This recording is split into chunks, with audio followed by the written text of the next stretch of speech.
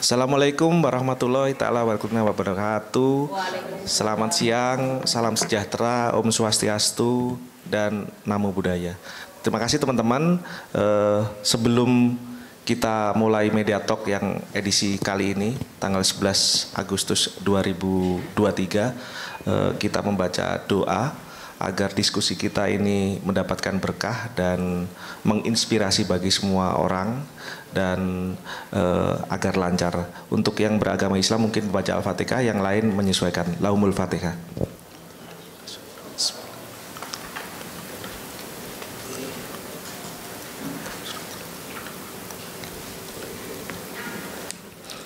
Terima kasih Bapak Ibu sekalian dan teman-teman media yang kami cintai. Pada edisi kali ini di Media Talk Kementerian Pemberdayaan Perempuan dan Perlindungan Anak, kali ini akan membahas soal perempuan inspirator keluar dari kemiskinan, dan saya sudah bersama 3 narasumber yang sudah hadir di sini. Sebelum kita perkenalkan, mungkin kita kasih background dulu ya Bu ya. Sebenarnya perempuan ini sangat menginspirasi banyak orang, karena suami tanpa adanya perempuan mungkin seperti ada hal yang hambar gitu. Dan tanpa ada dukungannya perempuan, seorang suami yang sukses itu tidak akan sukses. Mungkin itu salah satu. Dan perempuan ini mayoritas mereka untuk sektor usaha ini ada sekitar 60%-an lah. Pengusaha di Indonesia perempuan ini didominasi oleh perempuan, dan mayoritas adalah usaha mikro dan kecil dan menengah. Nah, untuk membahas hal tersebut kita sudah bersama 3 narasumber yang sangat menginspirasi, sangat mumpuni. Di sebelah kiri saya ada staf ahli Menteri Bidang Penanggulangan Kemiskinan, Kementerian Pemberdayaan Perempuan dan Perlindungan Anak, Ibu Titi Eko Rahayu. Mohon tepuk tangan untuk Ibu Titi. Di sebelah Bu Titi ada Ketua Sekolah Perempuan DKI Jakarta, Bu Ning Setiani. Selamat siang Bu Ning. Dan di bawah mungkin karena memang tempat duduknya agak sempit, mohon maaf, ada anggota Sekolah Perempuan Kelurahan Jatinegara Kaum, Bu Saryani. Nanti mereka akan sedikit berbagi cerita, memaparkan soal perempuan menginspirasi dan perempuan mengentaskan garis kemiskinan, dan perempuan memotivasi semua pihak untuk bekerja di samping laki-laki. Nah, mungkin untuk lebih jelasnya mungkin Bu Titi dulu. Bu, sedikit memaparkan bagaimana sih program Kementerian Pemberdayaan Perempuan untuk perempuan inspirator keluar dari garis kemiskinan. Monggo. Makasih Mas Anang. Untung tadi sebelum mulai diingatkan namanya Mas Anang. Kalau mukanya sih saya nggak asing. Karena tadi dia nggak memperkenalkan diri. Teman-teman media, terima kasih sudah hadir di sini di Kementerian PPPA. Saya 6 bulan di Biro Hukum dan Humas sempat ya. Itu sebenarnya menjadi kenangan yang cukup menyenangkan juga gitu. Cuman memang kesempatannya waktu itu cuma 6 bulan. Mas Anang dan teman-teman sekalian media, sebenarnya nanti yang bisa bercerita tentang apa sih program Kementerian PPPA untuk tentunya terlibat dalam penanggulangan kemiskinan dan bagaimana memberdayakan perempuan. Ini 2 tokoh perempuan yang kita hadirkan ini mungkin nanti akan banyak bercerita. Tapi paling enggak saya akan menceritakan bagaimana sebenarnya kondisi perempuan, bagaimana potensi, kemudian tentunya kemudian melihat juga situasi perempuan-perempuan di Indonesia pada umumnya, tapi dengan situasi yang mereka hadapi, satu sisi potensi yang mereka miliki, mereka menjadi inspirator untuk keluar dari belenggu kemiskinan. Ya. Karena ini kan Bu Ning dan Bu Sari kan di DKI ya, di Jakarta, yang mungkin secara akses lebih mudah dibandingkan dengan teman-teman perempuan-perempuan lain yang ada di terutama di wilayah Indonesia. Boleh saya paparan sebentar ya, perempuan inspirator untuk keluar dari belenggu kemiskinan. Ya, lanjut. Sering sekali dikatakan bahwa kemiskinan berwajah perempuan gitu ya. Bahkan ada suatu penelitian yang menunjukkan bahwa 70% penduduk miskin dunia adalah perempuan. Ada. Nah, bagaimana kondisi? Nah, ini makanya sering dibilang bahwa kemiskinan sering dikaitkan dengan perempuan, karena pada masyarakat miskin indikator kesejahteraan perempuan itu biasanya lebih rendah, gitu kan? Apalagi di keluarga-keluarga miskin, indikator kualitas SDM perempuan tentunya ya lebih rendah dibandingkan laki-laki. Satu sisi, dampak kemiskinan itu juga lebih banyak akan menerpa kelompok perempuan. Dan lebih ironis lagi, kemiskinan perempuan itu akan sifatnya lintas generasi atau memiliki efek domino, gitu kan? Anaknya juga menjadi miskin, bahkan atau keluarga lain yang tinggal di keluarga perempuan, apalagi perempuan kepala keluarga miskin, tentunya keluarga yang tinggal di situ juga menjadi miskin, gitu. Lanjut, nah. Seperti kita ketahui, ya, kan rutin ya BPS menyampaikan data tentang kemiskinan di Maret 2022. Meskipun sebenarnya sekarang datanya sudah ada yang September 2022 ya. Itu tercatat 9,68% dari perempuan Indonesia hidup di bawah garis kemiskinan. Artinya bahwa nilai rupiah, garis kemiskinan itu kan nilai rupiah pengeluaran minimum yang diperlukan oleh seseorang untuk memenuhi kebutuhan pokok ya. Nah, ini lebih tinggi dibandingkan dengan laki-laki yang miskin, laki-laki 9,40 gitu. Dan kalau dilihat faktor kemiskinan itu kan banyak ya, bisa dilanjut. Jadi tidak hanya faktor individu, tapi juga masyarakat dan bahkan sampai negara. Faktornya banyak, aspeknya banyak, gitu ya, penyebabnya banyak, dan juga dampaknya juga banyak gitu. Bisa lanjut? Bagaimana terus kita lihat? Saya tadi kan menyampaikan bahwa ini ada dua tokoh perempuan yang menjadi inspirator, tapi saya bilang nanti kita lihat bagaimana kondisi perempuan di Indonesia pada umumnya, gitu ya. Lanjut bisa kita lihat coba, misalnya dari kualitas hidup perempuan. Kualitas hidup perempuan masih berada pada 91,63% dari kualitas hidup laki-laki. Ini angka apa? Angka indeks pembangunan gender. Masih di tahun 2022 kan masih menunjukkan 91,63%. Artinya itu kualitas hidup perempuan berada pada nilai 91,63% dari kualitas hidup laki-laki. Kalau dilihat trennya, ya, trennya kan memang ada peningkatan. Bersyukur ada peningkatan, meskipun di 2020 sempat turun 0,01 ya, tapi pada intinya terus naik gitu ya, kualitas hidup perempuannya naik. Cuman kalau dilihat dari komponen dari IPG ini kan membandingkan IPM laki-laki dan IPM perempuan ya. Kalau dilihat per komponen, ya komponen yang sangat lambat perubahannya adalah komponen ekonomi. Ya karena ini mau bicarakan tentang kemiskinan, tentunya masuknya dari ekonomi. Lanjut. Nah, kemudian bagaimana partisipasi perempuan dalam dunia pasar tenaga kerja? Kita melihat dari tingkat partisipasi angkatan kerja perempuan. Dari perempuan usia kerja atau perempuan di atas 15 tahun kan jumlahnya 104 juta sekian ya. Angkatan kerjanya 55,96 yang bekerja hanya 52 juta 743 sekian. Artinya bahwa tingkat partisipasi angkatan kerja perempuan baru pada 53,41%. Separuhnya lebih dikit ya dari total perempuan usia kerja gitu.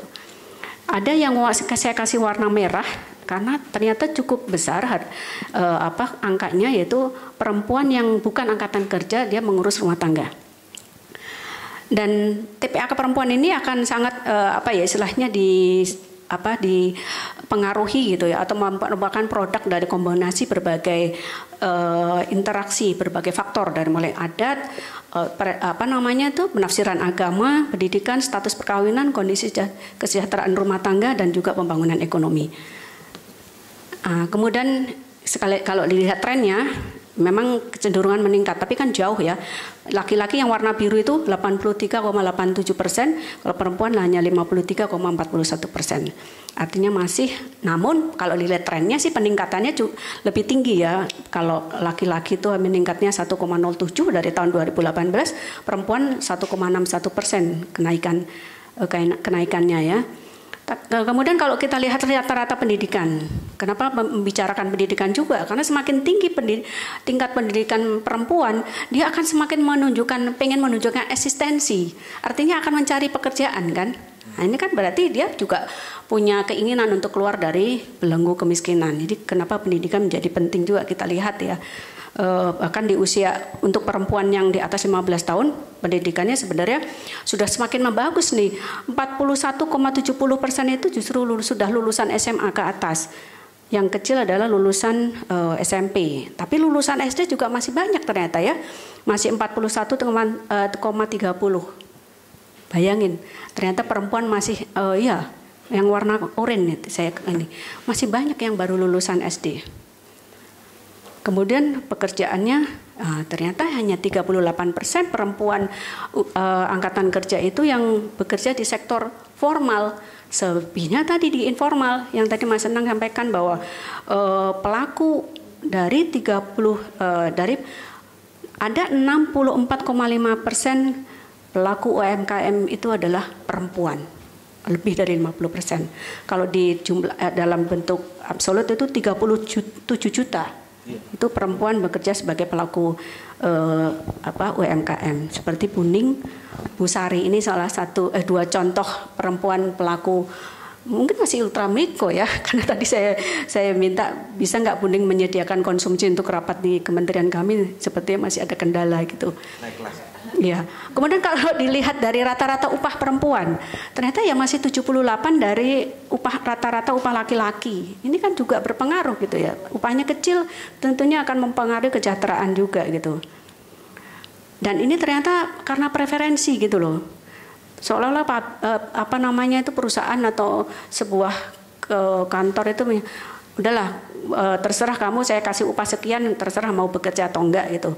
Ada preferensi seperti itu kan, sehingga kecenderungan memberikan upah lebih rendah pada laki-laki, pada perempuan, mohon maaf.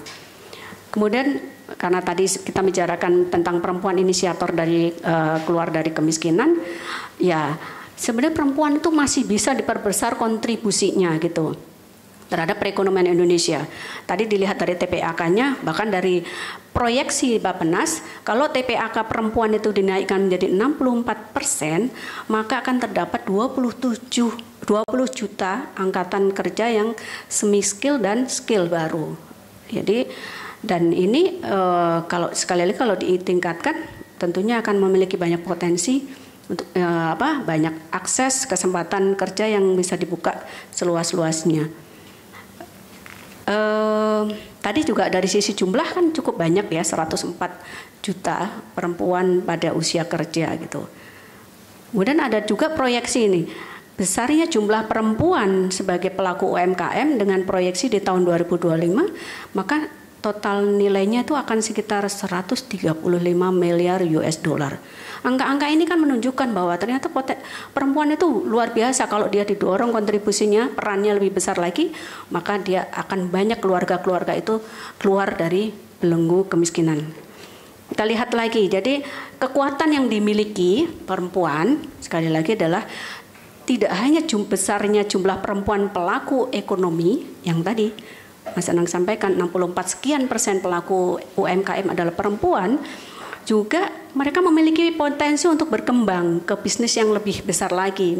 Perempuan ini kan ternyata ulet ya, kelentingannya cukup tinggi. Kita bisa melihat buktinya kemarin di masa COVID gitu ya. Justru jumlah pengusaha atau pelaku UMKM perempuan itu kan naik sekitar 3% kalau tidak salah ya. Sementara yang laki-laki banyak yang kemudian tutup gitu kan. Ini kan sebuah kelentingan, sebuah kekuatan perempuan itu. Nah kemudian tadi kita lihat tingkat pendidikan perempuan kan semakin meningkat. Kalau perempuan itu pendidikannya meningkat, sekali lagi mereka pendidikan yang tinggi kan artinya ini bisa dikatakan bahwa keahliannya juga semakin baik ya, sehingga mereka kalau nggak memasuki pasar kerja ya menjadi pelaku UMKM gitu. Lanjut. Jadi sekali lagi tidak hanya kekuatan dari sisi jumlah, ada kekuatan perempuan lain. Kenapa untuk keluar dari belenggu kemiskinan itu ya lebih tepat ya melalui pintu masuknya adalah ekonomi kreatif. Karena kita bisa melihat dari terampil perempuan. Kemudian kekuatan lain adalah pengetahuan lokal. Artinya perempuan itu memahami lingkungannya. Kira-kira hasil apa yang ada di sekitar mereka yang bisa kemudian menjadi barang produktif, barang yang bisa dijual, barang yang mempunyai nilai ekonomi. Sehingga itu dalam mempersiapkan perempuan untuk sekali lagi dia keluar dari belenggu kemiskinan adalah melalui program ekonomi kreatif yang berkesinambungan, adil gender, dan juga berbasis kearifan lokal. Nanti kita bisa belajar juga keadilan gender menurut ini ibu-ibu yang luar biasa nih. Sekolah perempuan itu mengajarkan banyak hal. Jadi sekolah tak berdinding, tapi itu yang kemudian mengajarkan banyak aspek kepada perempuan-perempuan hebat ini. Sekali lagi bahwa pemajuan perempuan melalui ekonomi kreatif yang berkesinambungan, beradil gender dan berbasis kearifan lokal, dan ini maksudnya pendekatannya itu holistik, ada sinergitas antara kementerian lembaga dan Pemda gitu kan. Sekali lagi kemudian karena ada kekuatan perempuan, ada potensi yang dimiliki oleh perempuan, tidak hanya jumlahnya yang besar, tapi juga ada jari terampilnya, ada pengetahuan lokalnya, juga bahwa ekonomi sekali lagi adalah menjadi pintu masuk, budaya dan lingkungan harus menjadi mitra untuk mendorong perubahan. Budaya termasuk budaya yang kemudian berperspektif gender. Saya kira itu Mas Anang, mohon maaf agak panjang, nanti kita dengarkan lebih banyak dari dua ibu hebat nih. Baik, terima kasih Bu Titi Eko Rahayu, staf ahli Menteri Bidang Penanggulangan Kemiskinan. Tadi saya terutama Bu sudah baru tahu bahwa sebenarnya 9,6 perempuan tuh masih di garis kemiskinan. Mungkin Bu Ning, Bu Sari ini akan menginspirasi banyak orang untuk mereka keluar dari garis kemiskinan. Karena memang yang saya temui tadi 64% ya Bu ya, bahwa pengusaha sukses di Indonesia itu perempuan. Jangan sampai nanti pelaku UMKM itu perempuan. Nah, dan mayoritas masih menengah ke bawah Bu, 64% ini. Mungkin nanti dengan penjelasan dari Bu Ning dan Bu Sari ini menginspirasi perempuan untuk naik kelas lah. Mungkin nanti habis ini kita berdiskusi. Sebelum berdiskusi kita Bu Ning Setiani ini Ketua Sekolah Perempuan DKI Jakarta. Bu Ning ini mendapatkan penguatan kapasitas kewirausahaan dari kapal perempuan dan mendapatkan dukungan modal untuk usaha warung sembako ya Bu ya. Terus kemudian warung sembakonya ini juga menjadi tempat atau pos pengaduan sekolah perempuan, betul ya Bu ya. Dan saat COVID-19 juga mendapatkan bantuan dari Kementerian Pemberdayaan Perempuan dan Perlindungan Anak, bahkan Bu Menteri langsung yang menyerahkan bantuan itu. Nah, bagaimana sih sekolah perempuan ini? Mungkin Bu Ning Setiani bisa sedikit berbagi cerita kepada kami. Monggo Bu. Terima kasih Mas Anang. Saya mau cerita sedikit sebelum saya seperti ini, awalnya seperti apa. Saya Ning Setiani, Ketua Sekolah Perempuan DKI, memiliki 4 orang anak, tinggal di Bidara Cina. Oh ya, 1 orang cucu ya Mas. Saya udah punya cucu. Oke. Jadi perjalanan saya di sekolah perempuan itu dari tahun 2014 sampai sekarang 2023. Nah, berawal di 2013 akhir November itu saya kedatangan staf kapal Institut Kapal Perempuan yang bernama Mbak Indri. Waktu itu datang ke tempat saya untuk menanyakan terkait program perlindungan sosial. Nah, pada saat itu saya mengelola program perlindungan Raskin sudah 10 bulan. Nah, di situ saya punya permasalahan. terkait program perlindungan sosial tersebut itu tidak adil dibagikan ke masyarakat. Cuman karena saya hanya perempuan biasa awalnya, saya kemukakan itu selalu ditolak dengan pemerintah setempat gitu kan. Saya bilang, Pak, ini tidak sesuai dengan juknis penyaluran bantuan. Beliau, ini sudah kesepakatan di kelurahan, tidak bisa digonta-ganti gitu. Akhirnya saya ikutin, dan pada waktu itu saya diundang untuk diskusi bersama dengan Institut Kapal Perempuan di RW 15. Di situ permasalahan saya utarakan di depan teman-teman Institut Kapal Perempuan. Dan saya diberikan penjelasan serta diberikan fotokopian panduan penyaluran bantuan sosial Raskin. Saya pelajarin di situ, akhirnya saya tahu ternyata seperti ini. Di situ saya berani mengutarakan kembali ke pemerintah setempat. Tetap ditolak sampai akhirnya Bapak, kalau ke depan terjadi sesuatu saya tidak mau ikut campur ya, walaupun saya pengelola. Dan akhirnya ada kejadian di RW 10 itu disidak polisi Mas, dan itu rapat di kelurahan. Lalu Pak RW datang ke saya, Bu Ning, oke Raskin sekarang keputusannya saya serahkan semuanya ke Bu Ning, katanya gitu. Silakan Bu Ning ambil keputusan kebijakan. Akhirnya di situ saya ambil kebijakan bahwa Raskin itu diberikan kepada penerima manfaat, masing-masing penerima manfaat itu 20 kilo dan gratis. Yang selama ini mereka lakukan 20 kilo itu dibagi 5 liter dan dibagi kepada siapapun Mas dengan membeli 10.000. Nah di situ akhirnya saya berani kemukakan. Dan akhirnya kebijakan saya juga yang mengikuti juknis itu diadopsi dengan RW-RW yang lain gitu. Nah di sekolah perempuan itu kami diberikan pendidikan gender, pluralisme, politik, musrembang. Yang itu waktu kami sekolah karena saya juga pendidikannya nggak tinggi ya Mas Anang, cuma lulusan SMP gitu. Makanya kalau saya nggak ikut sekolah perempuan mungkin saya nggak ada di sini gitu. Nah di sekolah perempuan itu kami juga diajarkan terkait pendidikan kritis ya. Kami diberikan pendidikan kritis seperti gender, pluralisme, kesehatan reproduksi, musrembang, politik, advokasi, pendataan atau PRA. Lalu ada keterampilan seperti membuat bunga mawar yang kita pakai sebagai alat kampanye pada saat itu, alat kampanye stop perkawinan anak, kalung pendidikan.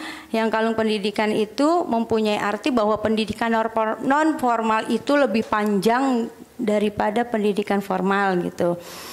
Nah, terus di situ juga kita dikasih pelajaran tanggap bencana. Nah,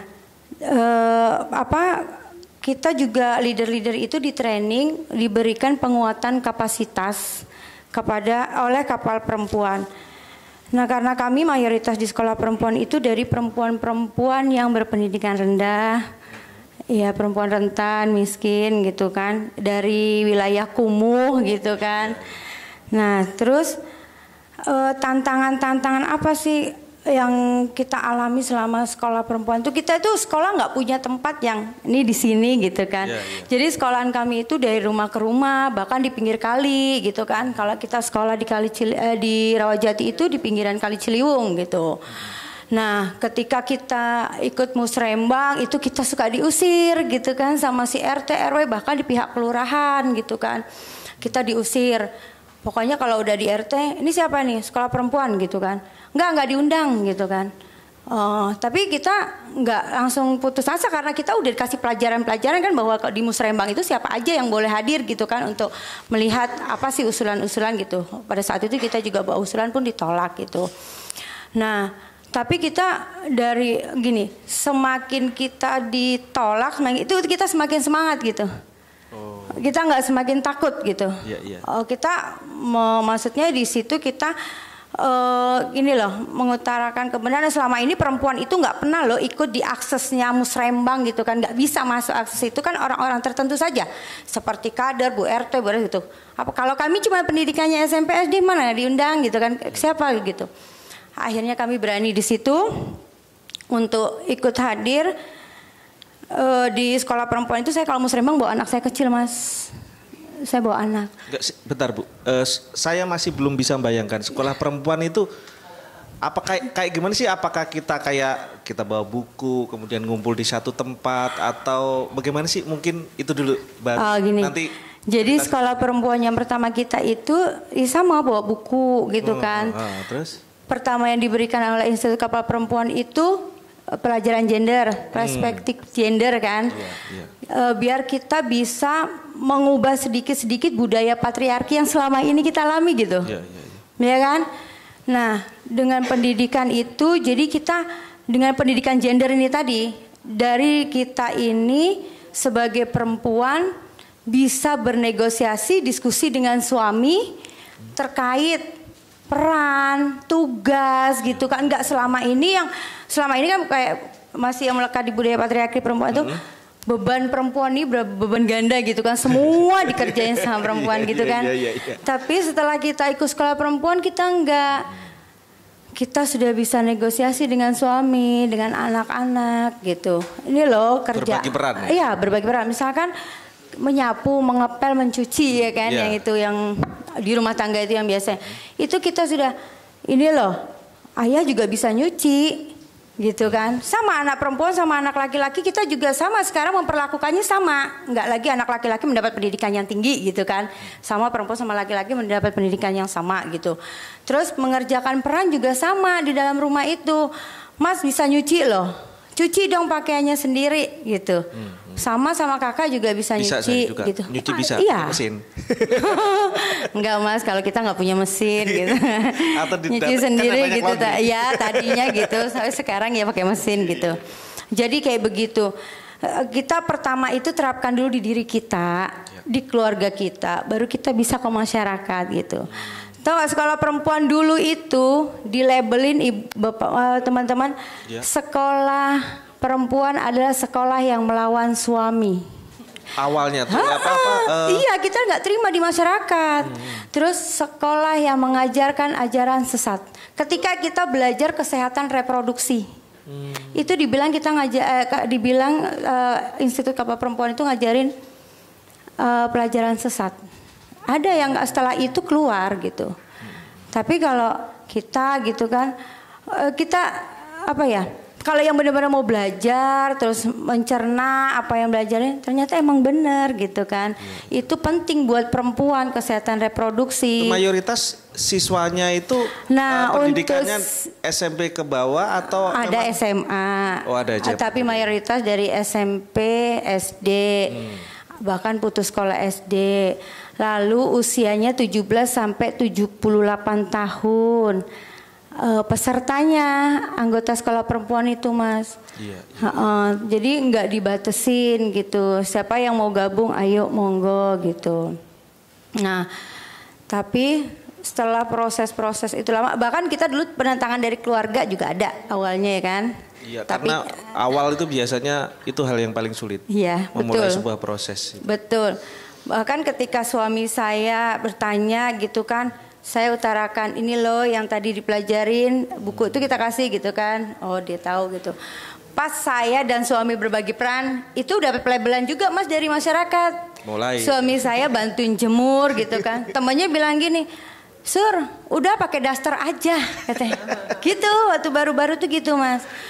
Nah dengan berjalannya waktu, akhirnya di Musrembang kita diterima. Itu bahkan kalau wilayah Jatinegara Kaum itu diundang sudah ya kan. Kalau ada Musrembang kelurahan diundang tuh anggota sekolah perempuannya diundang gitu. Nah bahkan saya juga sekarang sudah menjadi pendamping rembuk RW tetap gitu ya. Dulu diusir-usir waktu Musrembang. Akhirnya. Terus untuk peran bagaimana mengentaskan kemiskinan di perempuan-perempuan di sekitar itu wilayah seperti apa nih Bu? Jadi gini, dulu sekolah perempuan itu kan ibu-ibunya yang istilahnya yang di rumah aja gitu kan. Tidak ada penghasilan. Iya, nggak ada penghasilan gitu. Yang nurutin sama suami apa kata gitu kan. Apa kata suami ini gitu ikutin. Ya ini sih, tapi kan kita juga mencerna apa yang harus kita ikuti gitu. Nah setelah ikut sekolah perempuan, mereka sudah ada yang mau mulai buka usaha gitu. Terus kita punya namanya Bazar Perempuan Peduli Bergerak.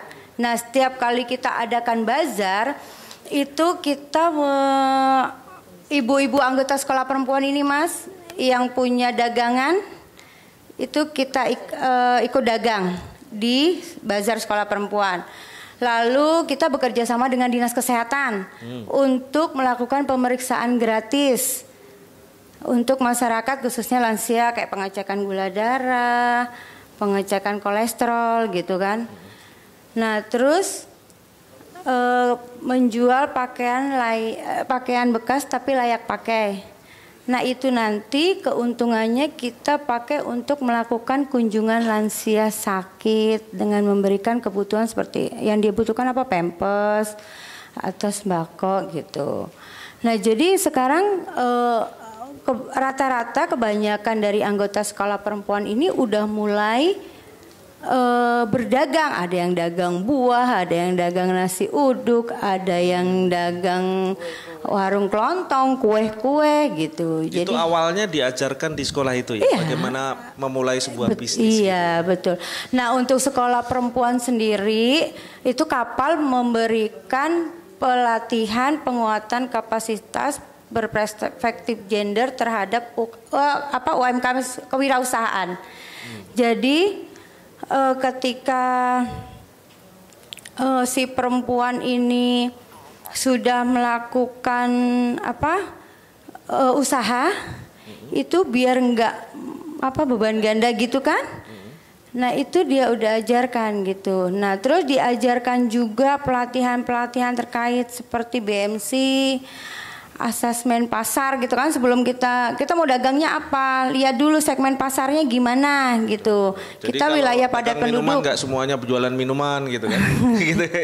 Iya, kayak saya punya warung sembako nih, saya lihat segmen pasarnya, saya wilayahnya padat penduduk, cuma satu yang saya nggak jual, Mas, rokok. Saya emang nggak jual rokok gitu. Jadi kalau ada masyarakat datang ke situ mau beli rokok nggak ada gitu. Tapi selain Sebelum lanjut, berapa sih sebenarnya siswanya di daerah sini? Kalau di Jakarta itu sekolah perempuan ada 3 wilayah. Satu di Rawajati, Bidara Cina, dan Jatinegara Kaum. Kita punya anggota kurang lebih 827 yang tersebar di 3 wilayah. Iya. Itu di kantong-kantong mohon maaf ya, orang-orang kawasan kumuh ya? Iya, betul. Ya, mungkin nanti kawasan kumuh, kawasan rentan bencana seperti banjir dan kebakaran gitu. Oke, nanti jangan dibuka semuanya, nanti biar teman-teman diskusi. Satu lagi ya, Mas, kita punya waktu COVID, itu COVID ya, terbentuknya UMKM ibu-ibu ini, salah satunya saya itu dapat bantuan ya setelah COVID untuk penaikan ekonomi kan, perbaikan ekonomi lah, peningkatan ekonomi. Nah, pada waktu kita juga menyalurkan bantuan dari KPPA, itu antusias masyarakat senang banget gitu, karena bantuannya benar-benar tepat sasaran. Karena selama ini kan kalau pemerintah ngasih ini gelondong umum aja gitu loh.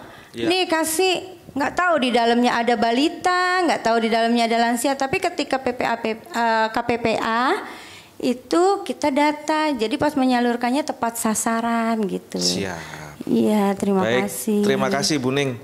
Jangan dibuka semua, nanti biar diskusi. Saya juga baru tahu bahwa di sekolah perempuan itu diajarkan pendidikan politik untuk perempuan ya, karena di masa pemilu ini juga susah mencari caleg perempuan, Bu, kemarin itu. Sampai teman saya di kantor ditawarin hanya untuk memenuhi kuota 30% perempuan. Itu salah satunya. Mungkin nanti bisa menginspirasi. Lanjut ke Bu Saryani. Bu Saryani ini anggota sekolah perempuan ya, Bu, ya, di Kelurahan Jatinegara Kaum. Dan mendapatkan penguatan kapasitas kewirausahaan dari Kapal. Nah, mungkin Bu Sari bisa cerita soal bagaimana sih peran sekolah perempuan ini mengentaskan kemiskinan di wilayah Jatinegara Kaum. Monggo, Bu. Bismillahirrahmanirrahim. Assalamualaikum warahmatullahi wabarakatuh. Perkenalkan, saya Ibu Saryani. Saya dari Sekolah Perempuan Jatinegara Kaum. Saya menjadi anggota Sekolah Perempuan DKI itu dari tahun 2014 sampai sekarang. Di Sekolah Perempuan itu saya juga mendapatkan pendidikan yang sama dengan Ibu Ning. Jadi pertama kita itu juga mendapatkan pendidikan tentang perspektif gender dan banyak hal ya sama yang diceritakan oleh Bu Ning tadi. Saya juga mendapatkan itu tentang kewirausahaan perempuan untuk mengentaskan kemiskinan perempuan. Di sini saya mendapatkan banyak hal pendidikan yang diutarakan di sekolah perempuan itu.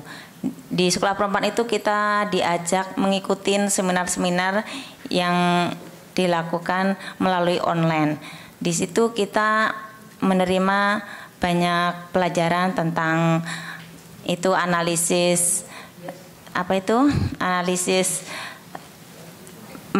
rantai nilai, terus BMC kayak gitu.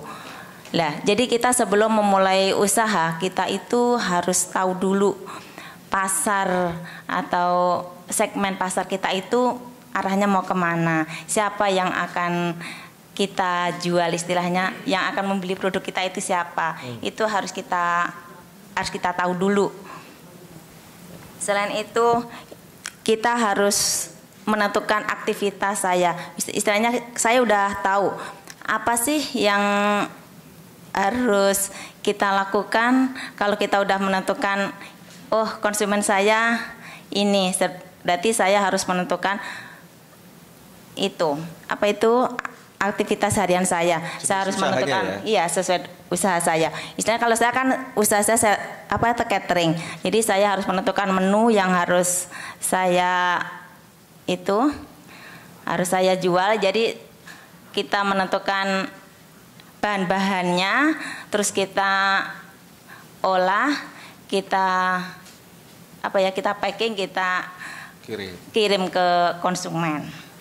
Setelah itu kita harus menilai apa sih nilai unggulan dari masakan kita, produk kita itu harus kita utarakan juga bahwa masakan yang kita buat ini adalah masakan yang bahan-bahannya itu yang fresh, yang tidak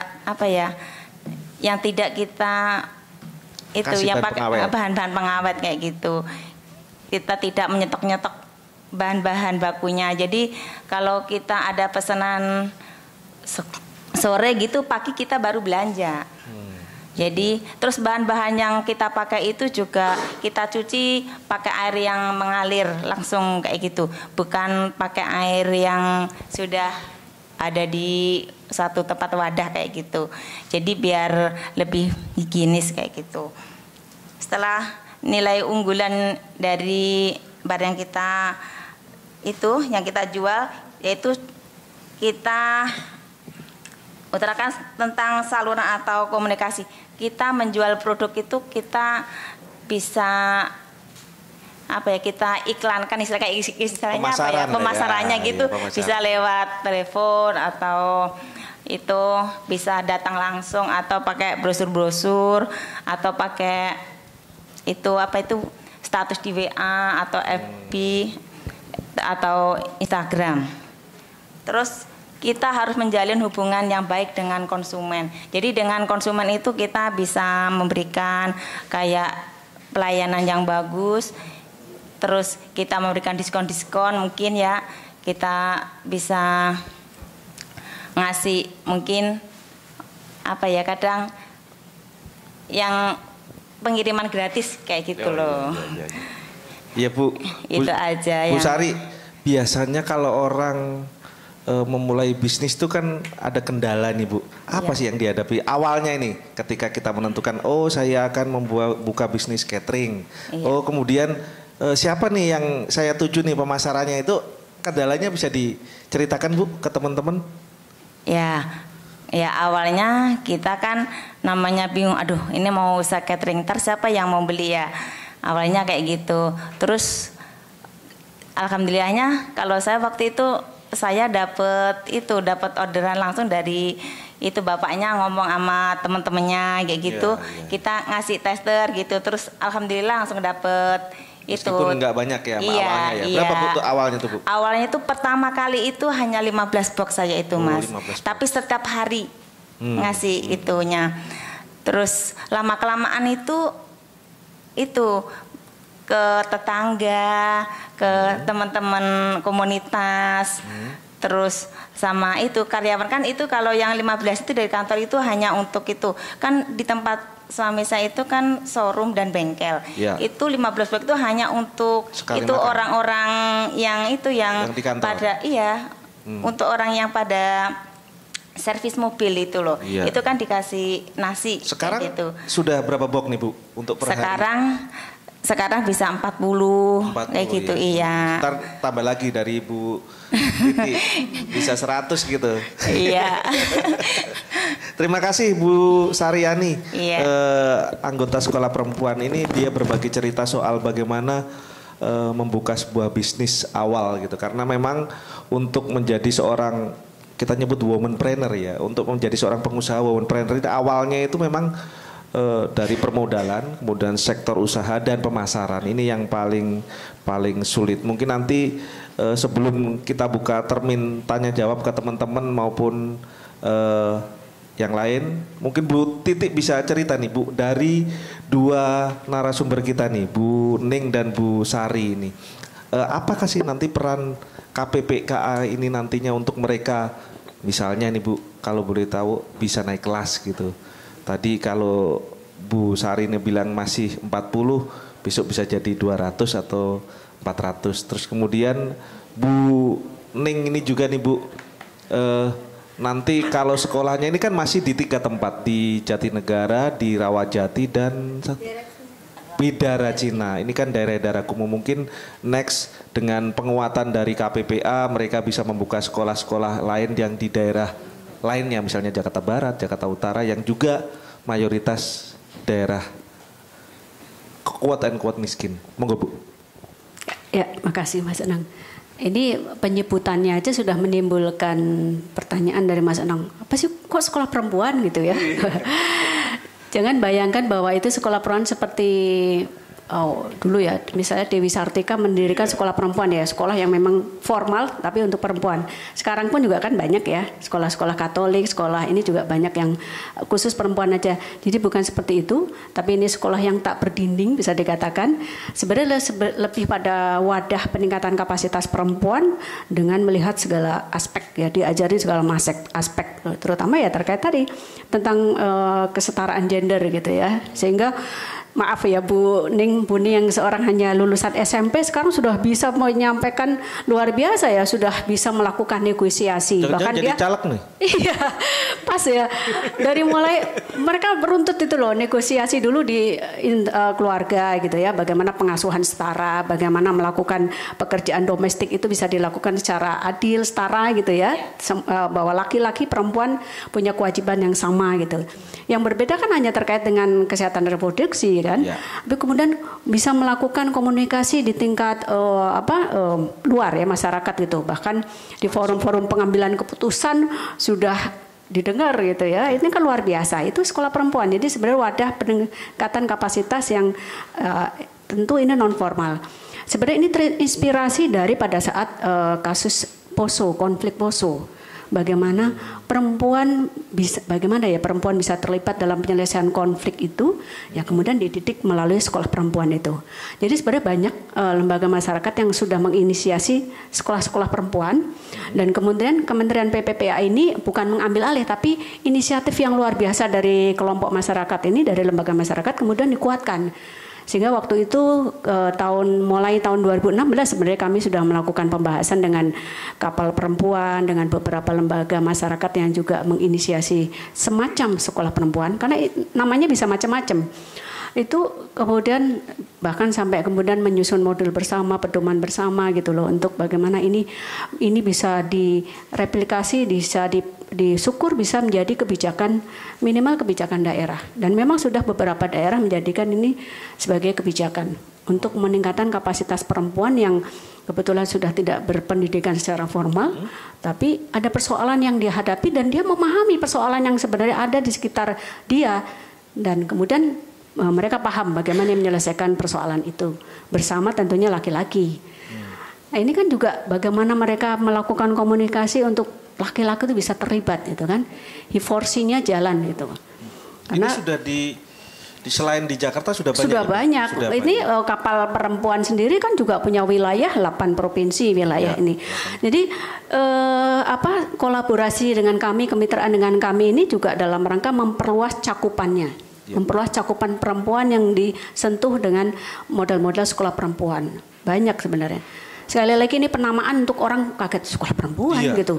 Ini seperti juga kami pengalaman waktu mengembangkan model industri rumahan. Padahal itu hanya mengumpulkan perempuan-perempuan yang mau jualan gado-gado, yang selama ini sudah goreng misalnya rengginang tapi hanya dikonsumsi sendiri untuk bagaimana dia bisa menjual.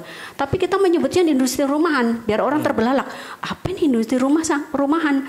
Padahal hanya mengumpulkan perempuan-perempuan yang punya niat mau menjadi pelaku usaha, dikelompokkan kemudian diberikan dukungan atau pendampingan tentunya dengan melibatkan banyak pihak.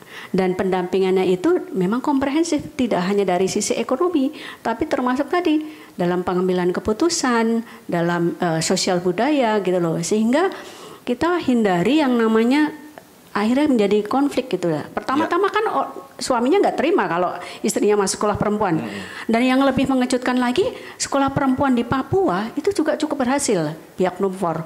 Tadinya kan istrinya mau berangkat ke sekolah perempuan, kalau boleh saya tempeleng gitu, mau ngapain gitu, mama itu tugasnya di rumah masak gitu dan sebagainya gitu kan, penjaga ternak. Tapi begitu tahu bahwa apa yang diajarkan di sekolah perempuan, justru laki-laki itu kemudian mengantar istrinya ke sekolah perempuan. Ya karena tadi seperti yang Mbak Bunding bilang, modulnya itu atau bukunya itu ditunjukkan juga ke suaminya gitu.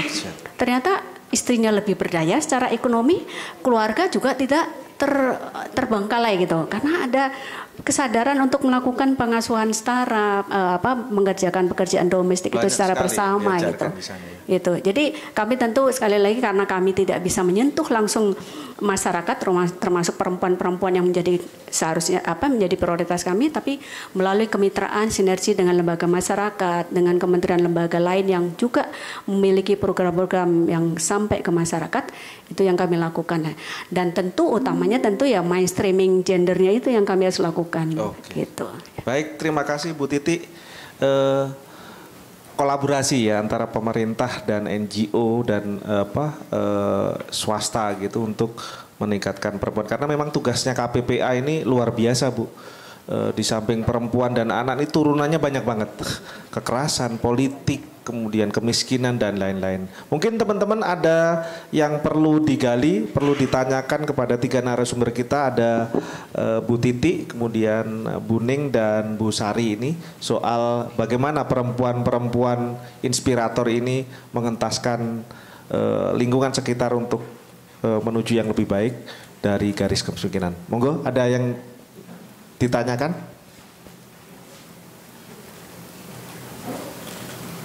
Ada nggak? Oh iya, Mas Marbun, ada mic? Terima kasih. Cik. Selamat siang semua, saya Marbun dari Radio Sonora. Mohon maaf, Ibu Ning dan Bu Sari ya. Saya agak terkesima begitu dengan kisah dari Ibu berdua. Tapi saya pengen tahu lebih jauh. Tantangan tadi sudah disebutkan ya, memang tantangan yang paling sering dihadapi ketika perempuan akan berdaya itu lebih kepada asumsi atau ke persepsi dari masyarakat sekitar, atau memang lebih ke bukan tantangan ya, lebih ke memang perempuannya yang pengen berdaya gitu. Apapun yang disampaikan oleh lingkungan, gue harus kasarnya mohon maaf, saya harus maju gitu ya. Itu mungkin yang tadi saya buat saya terkesima Ibu. Mungkin bisa diceritakan gitu tantangan atau obstacle-nya apa aja di awal-awal itu, dan mungkin sekarang juga masih ada tantangan yang dihadapi. Ini kan perjuangan tanpa ujung ya. Karena perempuan juga bukan hanya di 3 tempat tadi, tapi mungkin di tempat lain juga kondisinya mungkin jauh kurang baik dan sebagainya. Itu Bu untuk Ibu berdua, untuk Ibu Titi. Kira-kira ke depan model seperti ini Bu, kalaupun sudah diterapkan di beberapa wilayah begitu ya, apakah akan terus diupdate dalam artian ditambahkan modul-modul ataupun literasi-literasi yang semakin meningkatkan kemampuan dari perempuan, karena di beberapa kementerian ya, kebetulan kan saya juga di Kementerian Sosial kadang meliput, ya perempuan itu memang jadi agent of change, dan dia jadi tonggak dari keluarga, Bu. Memang kalau soal uang, mohon maaf nih, yang perempuan mereka yang lebih tahu gitu, dan mereka yang lebih bisa diandalkan tanda kutip, termasuk bagaimana pemerintah menyalurkan bantuan-bantuan pemberdayaan sosial kepada perempuan, dan itu memang produktif ya. Ya. Jadi kalau ke yang lain mungkin duit itu dipakai buat beli rokok, tapi perempuan tuh mampu mengolahnya dan itu berhasil mengangkat naik kelas tadi seperti Mas Anam bilang, mereka makin tambah baik dan sebagainya. Itu aja, terima kasih. Oke, terima kasih Mas Marbun. Mungkin pertanyaannya ke Bu Titi dulu ya. Apa sih update? Bu Titi ya? Bu Titi dulu dah. Bu Titi soal bagaimana sih update sekolah perempuan ini, apakah nanti akan lebih ditingkatkan lagi lah peran literasi terhadap perempuan ini? Ya. Kalau dari sisi substansi sebenarnya cukup komprehensif ya, materi yang dibahas dalam sekolah perempuan ini luar biasa lah. Intinya bahwa memperkenalkan tentang aspek gender dari sisi sosial, politik dan budaya gitu ya, bahkan sampai ekonomi juga, artinya sudah cukup komprehensif. Tapi bagaimana ini model-model seperti ini menjadi kebijakan nasional, ini yang terus kami garap. Sebenarnya di kementerian lembaga lain juga sudah ada model yang mirip lah ya, seperti terutama Kemensos dengan program-programnya gitu loh. Dan semakin banyak pihak yang menyadari bahwa benar perempuan itu menjadi agen perubahan gitu loh. Coba kalau perempuan diberikan akses terhadap uang misalnya, kan lebih banyak dipakai untuk kesehatan dan kesejahteraan keluarganya, ya kan? Bahkan pernah ada penelitian yang menyampaikan bahwa sampai penghasilan perempuan itu bisa dikatakan hampir 80%-nya itu untuk kesehatan dan kesejahteraan keluarganya gitu. Artinya ketika dia miskin punya dampak yang juga lintas generasi, tapi ketika dia keluar dari kemiskinan punya dampak yang juga lintas generasi dan efek domino yang luar biasa ya. Jadi kalau update literasi atau substansi dari sekolah perempuan sih mungkin sementara sudah cukup ya. Apalagi kalau melihat dari peserta-pesertanya, ini kan sudah luar biasa. Dan itu bukan sesuatu yang mudah ya tapi artinya mengajak mereka mau untuk meningkatkan kapasitas diri ya, mau memainkan peran yang lebih besar untuk tidak hanya untuk keluarga, untuk perannya sebagai individu, keluarga dan juga perannya di ranah publik atau di tengah masyarakat, itu kan juga luar biasa mendorong mereka untuk mau terlibat itu. Tapi sekali lagi ini bagaimana ini menjadi sebuah kebijakan nasional gitu ya. Artinya ketika menyentuh pemberdayaan ekonomi perempuan itu tidak parsial, tidak sporadis lah, sebenarnya komprehensif segala aspek ini. Jadi dia berdaya secara ekonomi tapi juga bisa memiliki kekuatan untuk bargaining position gitu, ya kan? Jangan sampai dia berdaya secara ekonomi tapi kemudian uang hasilnya itu habis hanya untuk penggunaan yang tidak pas gitu. Ya karena itu artinya suaminya dia secara gitu. Jadi itu mungkin Mas Marbun. Oke. Silakan Bu Ning. Terima kasih Bu Titi. Mungkin ke Bu Ning terkait tantangan Ibu, karena yang dihadapi sekolah perempuan ini kan nggak gampang, apalagi persepsi laki-laki awalnya tuh kan kayak saya gitu, ketika istri kita mau itu kalau kita nggak terbuka pikirannya timbulnya curiga gitu. Monggo Bu Ning. Tantangan itu sampai sekarang juga pasti kita masih alami gitu. Nah, sekarang ini yang jadi tantangan kita juga untuk mengajak perempuan-perempuan lain yang belum tergabung di sekolah perempuan gitu kan. Jadi dia gini, ngelihatnya saya sekarang, Ibu Ning sekarang enak ya gitu kan. Sekarang, tapi kan dia nggak ngelihat prosesnya, makanya kita ajak, ayo Bu gabung di sekolah perempuan gitu kan. Gimana kita nggak dapat bantuan gitu kan? Iya betul. Awal-awalnya gitu kan. Benar. Jadi itu kadang tantangan kita untuk meyakinkan teman-teman perempuan-perempuan di luar sana gitu kan yang ikut tergabung. Nah terus selain itu juga tantangan sekolah perempuan ini, kami punya pos pengaduan sekolah perempuan yang di dalamnya itu menampung segala permasalahan masyarakat ya. Apapun tuh masalahnya? Apapun terkait program perlindungan sosial gitu. Misalkan, Bu, kok saya nggak dapet ya program PKH lansia gitu kan? Iya. Oke, kita tampung. Nah, nanti kita bisa utarakan tuh ke pendamping PKH. Terus dia bilang, Bu, datanya nggak ada gitu kan, nggak ada di data ini. Nah makanya gimana caranya biar bisa ibu ini dapat gitu.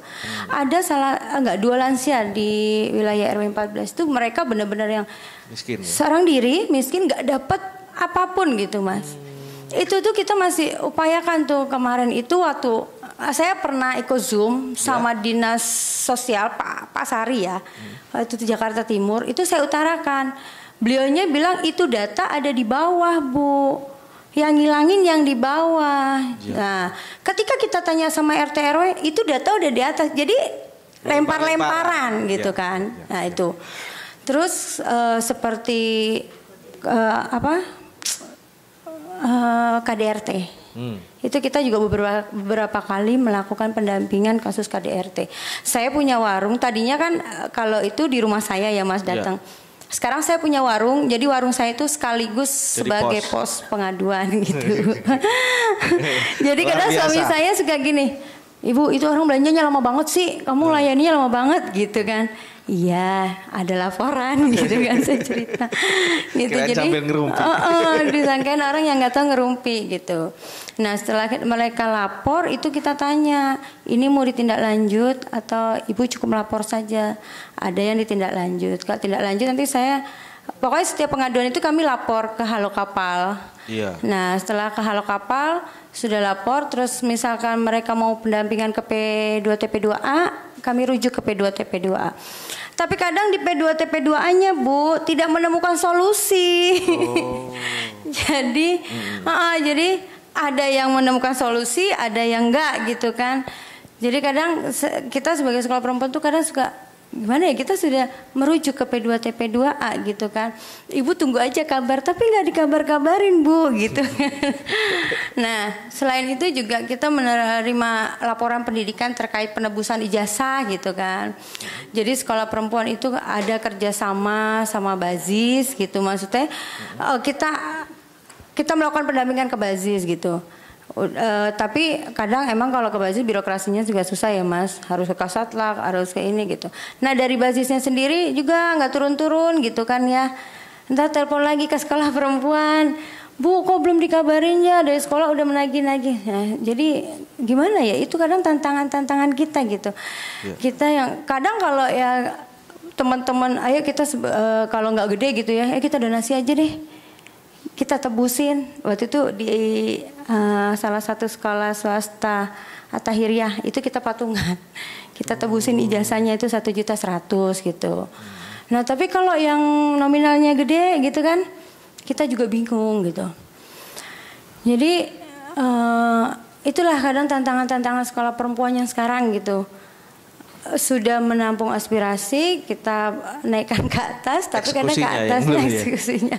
Tapi ini bisa kayak tadi masalah uang tuh biasanya Bu, bisa kerjasama juga nih, masukan aja saran. Misalnya kalau kayak momen kayak begini ini kan caleg-caleg perempuan itu bisa dimanfaatkan untuk sekalian pendidikan kepada kaum perempuan kan, kalau langsung terjun ke lapangan kan, itu orang-orang yang sangat berkompeten di sekolah perempuan ini sebenarnya. Iya, kalau gini Mas, itu pendidikan politik ya, di sekolah perempuan. Oh banyak, tidak politik saja kan, bisa misalnya nggak punya duit, coba nih. Gitu. Oh kita di sekolah perempuan tidak asal menerima uang Mas. Jadi calegnya dilihat dulu, dia punya visi misi nggak terhadap perempuan gitu. Jadi kita kasih kapal itu kasih ke kita pendidikan politik. Jadi kalau dulu kan kita belum tahu, nih ada caleg ngasih duit 50 ambil gitu kan. Nih kasih caleg ngasih 100 ambil gitu kan. Tapi sekarang kita enggak. Ketika dikasih pengertian, kasih pembelajaran sama sekolah sama kapal, kamu dikasih 50.000. 50.000 itu untuk 5 tahun. Setahunnya berapa? kamu galikan lagi, nanti potong lagi sebulannya berapa, seharinya berapa, kamu dapat berapa gitu kan. Terus nanti kalau ada caleg dia bagi-bagi uang, kalau dia sudah menjabat itu tidak menutup kemungkinan untuk korupsi gitu. Jadi kita gitu. Tapi nggak golput kan? Nggak boleh golput. Jadi kalau mau pilih pemimpin yang punya visi misi, jangan asal pilih. Nah, iya terkait perempuan gitu sih Mas. Oke, Bu Ning, tadi Mas Verbun, sekarang Bu Sari ya. Ada tantangan nggak sih ketika berhadapan dengan sektor usaha tadi itu yang dihadapi? Kalau tentang saya soal usaha ya, kalau usaha tantangannya juga banyak ya, soalnya saingannya kalau soal masakan itu banyak banget ya Mas, yang kuliner gitu. Ya. Jadi tantangannya cukup banyak buat saya. Jadi gimana saya harus pandai-pandai mengolah masakan dengan berbagai macam. Gak pingin Bu buka yang lain gitu misalnya, kan sekarang masih catering makanan gitu. Iya. Besok tambahin lagi minuman, tambahin lagi kue gitu kan? Ya kue juga saya kadang-kadang juga menyediakan juga Mas. Ada yang pesen juga kue-kue kayak risol, kayak kue lumpur, itu kita juga menyediakan. Nah itu tadi yang kita katakan naik kelas, jadi tidak fokus di satu macam. Iya. Gitu. Siapa tahu nanti kita kenal lagi Bu Sari ini sudah bukan pengusaha tingkat rumahan tapi sudah punya restoran gitu. Amin. Iya. Terus kalau soal permodalan Bu, terkendala nggak sih selama ini? Misalnya modalnya gitu, misalnya belanja kan pakai duit juga kan? Iya, kalau modal alhamdulillah saya tidak ada kendala karena kadang saya juga dari orang-orang yang beli itu yang pesan itu kadang udah ngasih DP dulu. DP dulu. Iya. Jadi itu bisa saya pakai buat modal dulu. Alhamdulillah. Begitu. Mungkin Mas Marbun menjawab. Terima kasih. Ada yang lain teman-teman untuk bertanya kepada 3 narasumber kita ini? Karena tadi Bu Ning ini juga bercerita bahwa tugas sekolah perempuan ini kayak Kementerian Pemberdayaan Perempuan ya Bu ya. Selain sektor usaha, kemudian kesetaraan gender, pengaduan ketika terjadi kekerasan terhadap perempuan, terus kemudian tadi usaha itu, sektor usaha itu yang paling penting. Kalau boleh tahu Bu Ning bisa diceritakan juga dari murid atau siswa sekolah ini yang sudah kalau selama ini nggak punya kerjaan kemudian sudah bekerja, itu mayoritas semua seperti itu atau hanya mau mengisi waktu luang aja Bu? Jadi kalau yang dagang-dagang itu udah jadi mayoritas sih Mas. Semua ya? Ada dagang, ada jahit. Nah seperti kemarin itu kita dapat bantuan, saya dapat bantuan warung sembako. Ada yang mesin jahit, beberapa mesin jahit. Nah kalau teman-teman ada yang dagang nasi uduk. Iya. Nah, untuk yang teman-teman nasi uduk itu nanti ngambil di warung saya dulu. Dia jual dulu, dapat uang baru dia store ke saya. Gitu. Karena saya dulu pernah berpikir gini Mas, saya juga nggak nyangka loh Mas dapat hibah bantuan warung sembako itu. Kayak mimpi gitu kan. Saya dulu pernah mau dagang, saya nggak punya modal. Saya mau ke warung nggak berani, pernah ke warung dia pernah ditolak gitu. Jadi saya punya pikiran kalau saya punya warung sembako, siapapun yang mau dagang boleh ngambil sama saya dulu. Setelah dia udah dapat duit, saya store ke saya. Alhamdulillah itu terwujud ya Mas. Alhamdulillah, mantap itu. Jadi kayak gitu. Nah dari kapal sendiri itu selain memberikan pendidikan kewirausahaan, pelatihan, permodalan, dikasih gitu. Nah, cuman kalau untuk ibu-ibu anggota sekolah perempuan ada yang dagang, ya cukup rutin sih mereka dagang.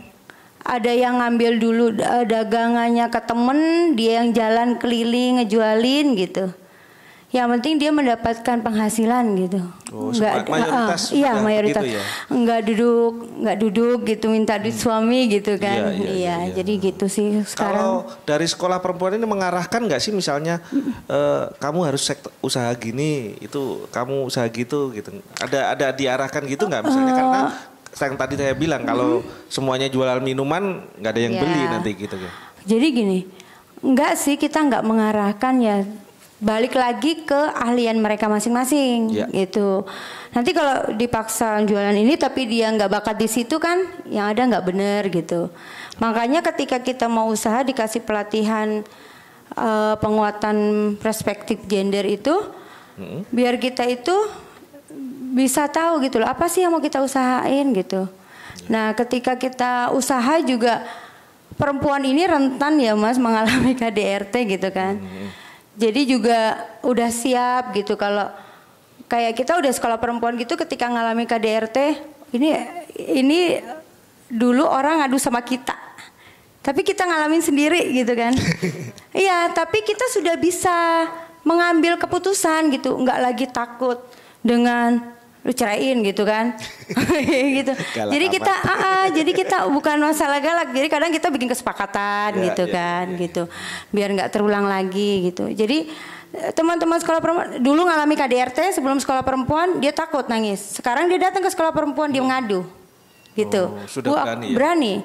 Dan dia kadang juga berani, maksudnya bukan berani melawan suaminya ya Mas. Dia ngancam kalau kamu bertindak fisik sama saya, sekarang sudah ada undang-undang PKDRT. Gitu, saya berani lapor polisi. Keren. Gitu. Ini berkat KPPA nih. Ada yang lain, teman-teman? Biasanya Mbak nanya nggak?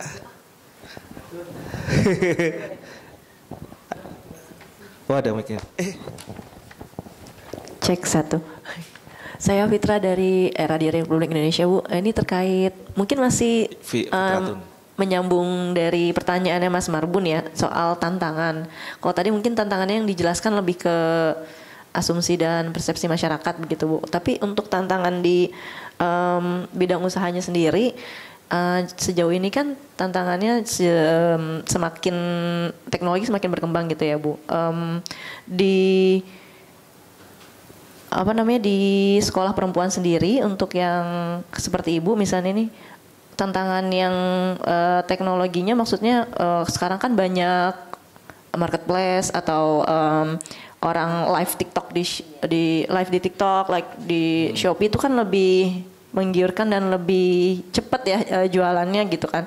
Nah ini apakah sedikit juga berdampak kepada para UMKM yang ada seperti Ibu gitu, catering gitu. Apakah itu juga termasuk salah satu tantangan yang gue harus gimana ya nanti, apakah ada pelatihan-pelatihan seperti di live TikTok atau live Shopee gitu itu diajarkan juga mungkin atau seperti apa gitu tantangan dari perubahan zaman ke zamannya kan berbeda ya Bu. Pemasaran gitu. Ya, terkait pemasaran betul. Sama satu lagi nih mungkin kan adanya di sekolah perempuan itu di Rawajati tadi di Bidara Cina sama Jatinegara. Ini baru ada di 2 provinsi di Jakarta gitu ya, Jakarta Selatan dan Jakarta Timur.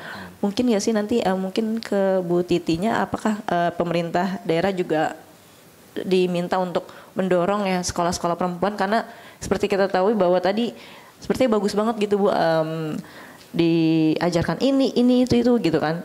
Mungkin kan nanti percontohan dari sekolah perempuan ini akan ditaruh mungkin di Jakarta Utara juga yang di bagian-bagian kumuhnya seperti itu atau di Jakarta Barat yang belum ada juga gitu kan. Sama Jakarta Pusat mungkin gitu. Nah itu aja. Oke. Mungkin Puning dulu ya.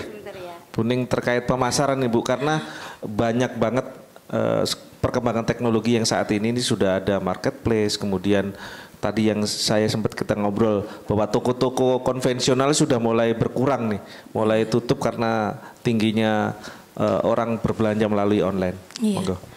Jadi kita juga mendapat penguatan kapasitas UMKM dari KPPA ya. Waktu itu kerjasama dengan XL dan Kapal. Nah di situ kita diajarin terkait penjualan secara online dan offline gitu. Nah, untuk online-nya ya seperti kalau kami masih melakukan di IG, terus di story-nya WA gitu. Nah, betul Mbak, tantangan UMKM tuh banyak, warung sembako juga berjibun kayak jamur gitu kan. Tapi jadi kalau saya pribadi, apa sih yang saya bisa unggulkan dari warung saya biar orang meminati warung saya?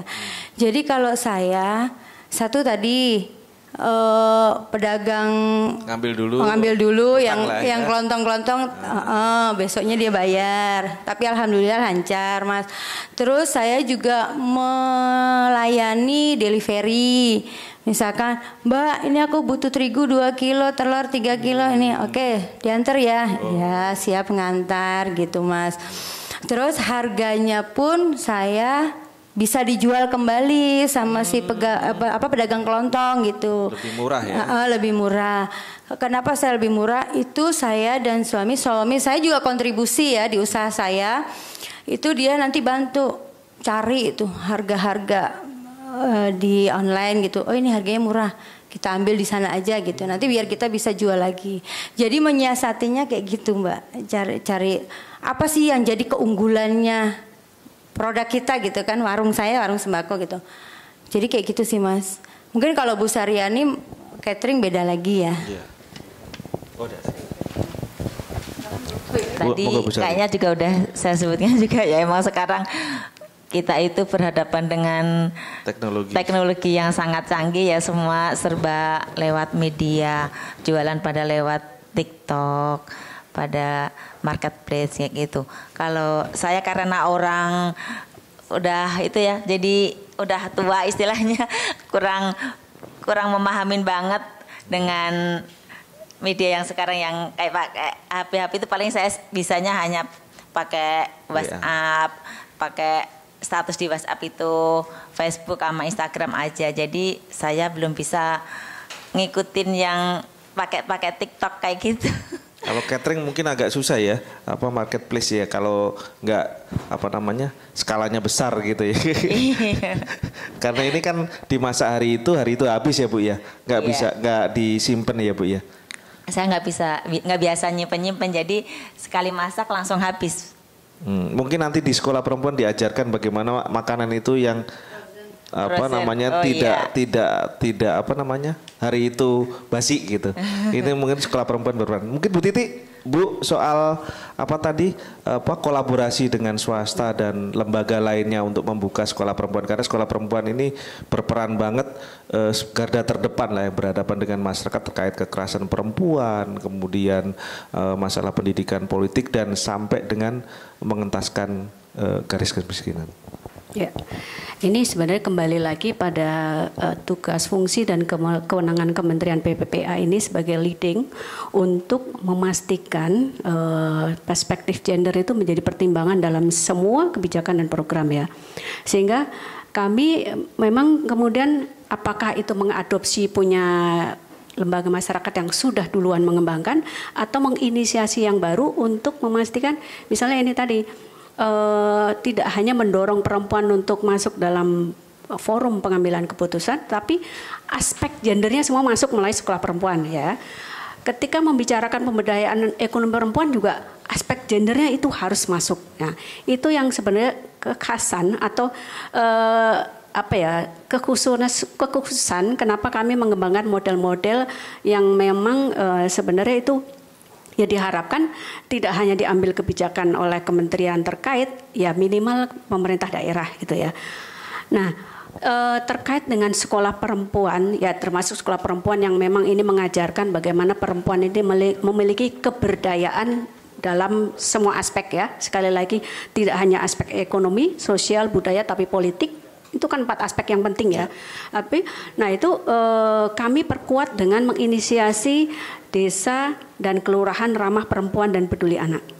Itu yang pertama, indikator yang pertama kan ini, apa namanya, apakah sudah ada organisasi yang Maksudnya perempuan itu apakah sudah terorganisir gitu ya, dan masuk dalam forum-forum pengambilan keputusan. Bahkan tidak hanya perempuan, tapi juga anak yang punya persoalan, permasalahan dan solusi yang juga kadang berbeda dengan orang dewasa. Nah, kebetulan DKI ini juga sudah berkomitmen mengembangkan semua kelurahannya menjadi kelurahan yang ramah perempuan dan peduli anak. Di KRPPA ini sekali lagi aspek ekonomi ada. Ya pertama terkait dengan pemberdayaan sesuai dengan prioritas pembangunan PPPA di 2020-2024. Pertama kan tentang kewirausahaan atau pemberdayaan ekonominya. Kemudian terkait dengan pengasuhan dan pendidikan, terkait dengan kekerasan, pekerjaan anak dan perkawinan anak.